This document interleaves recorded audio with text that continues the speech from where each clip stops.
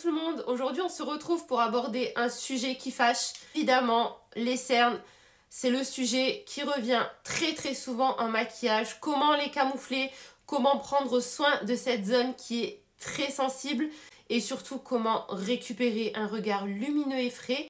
Je vous explique tout dans cette vidéo. On va commencer par définir les différents types de cernes. Commençons par les cernes violacées, bleutées, qui sont liées à une défaillance au niveau de la microcirculation. On les retrouve très souvent sur les peaux claires. Pour ces cernes, je vais préconiser des soins à base de caféine et de niacinamide. Il y a également, comme vous pouvez le savoir, les cernes pigmentaires. Donc là, c'est lié à une production de mélanine anormalement élevée. Ce sont toutes les personnes qui ont vraiment des cernes brunes, donc c'est souvent le cas des pomates.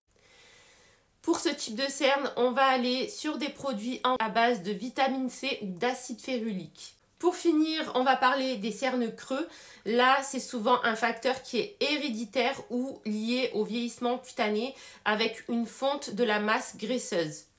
On va se tourner vers des soins à base de Q10 ou d'acide hyaluronique pour ce type de cerne. Alors assez souvent vous me demandez mais quelle est la différence entre un anti-cerne et un correcteur?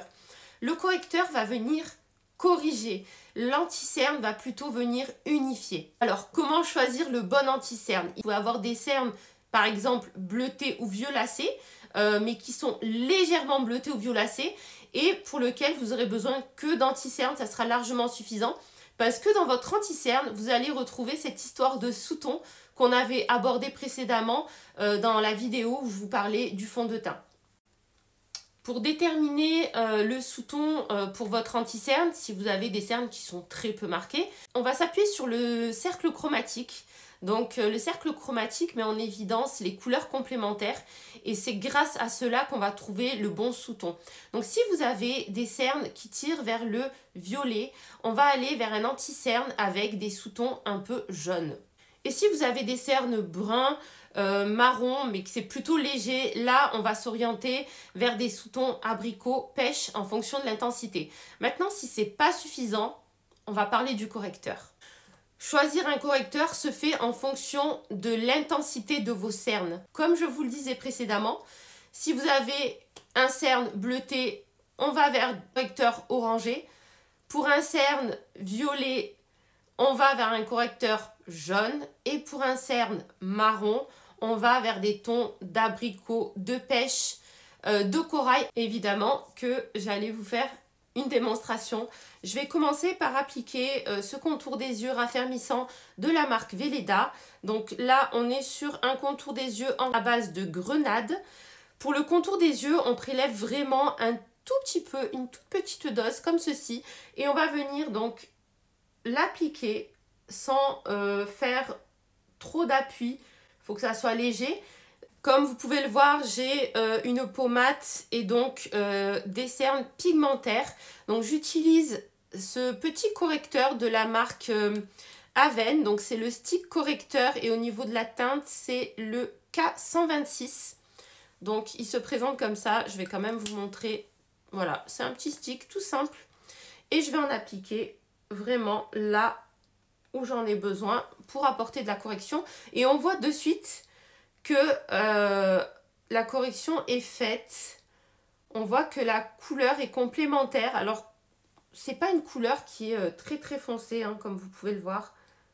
C'est vraiment un orangé, mais c'est assez subtil. Alors, vous voyez, ça a déjà corrigé. C'est vraiment magique et c'est pour ça que certaines cernes ont vraiment besoin d'un correcteur au préalable. Et là, je vais venir apporter maintenant de la lumière et unifier l'ensemble de mon contour des yeux. Vous pouvez appliquer l'anti-cerne et le correcteur avec un pinceau. Vous pouvez le chauffer avec le doigt. C'est à vous de voir ce qui vous convient le mieux. Donc je tapote, je déplace pas trop la matière. Là, on va vraiment illuminer cette zone, illuminer le regard pour avoir un regard beaucoup moins fatigué. Et regardez ce que ça donne. On voit déjà quand même la différence, hein. Donc là, on a un regard beaucoup plus frais et là, un regard plus fatigué. Je fais pareil de l'autre côté, le correcteur. Après, au niveau de la matière, c'est à vous de voir en fait, de juger la texture que vous voulez pour votre contour des yeux. Si vous avez un contour des yeux qui est très sec, je vous conseille d'aller sur des textures crémeuses, enrichies en actifs hydratants. Donc voilà pour la correction. Et maintenant, hop, j'applique mon anti-cerne. Je fais l'application au pinceau. Donc vous tapotez. Alors quand vous maquillez, évitez de mettre du fond de teint sur le cerne. Ça limite en fait les effets de matière et c'est toujours mieux. Parce qu'en fait, plus on va mettre des quantités de matière et plus ça va se loger en fait dans les plis. Étant donné que c'est une zone mobile, on évite les effets de matière et puis on en met très très peu. C'est vraiment par petites touches pour corriger et illuminer. Je finis en poudrant légèrement avec un pinceau sans faire de baking. Hein. Vraiment là on reste sur du naturel. On en met très peu. C'est vraiment pour éviter que l'anti-cerne se déplace et pour le fixer un maximum de temps. Voilà, une fois que c'est fini, je rajoute du fixateur.